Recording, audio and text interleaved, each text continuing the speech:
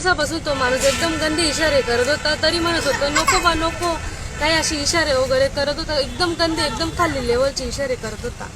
तर त्या दिवशी काल जास्तच संध्याकाळी 7 वाजता जास्तच गंदे इशारे करायला लागला.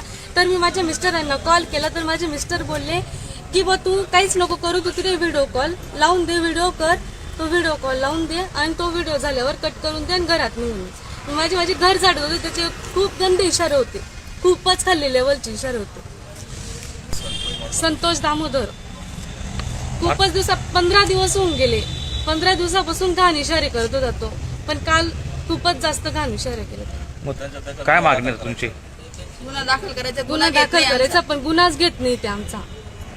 तरी सगळ्या गल्लीमधल्या बाईंना पण त्यांनी खूपच त्रास दिलेला आहे, खूपच केलेलं आहे त्यांनी. गल्लीमधल्या प्रत्येक बाईला विचारून घ्या, कोणाला नाही तर कोणाला त्यांनी तसं केलेलंच आहे.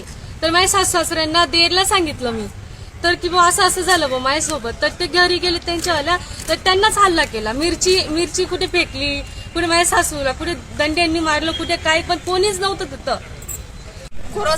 पोलिसांचं म्हणणं आहे की बा क्रॉस केस करा बुवा, म्हणजे त्यांना पण घ्या यांना पण घ्या, दोघांना मध्ये घ्या.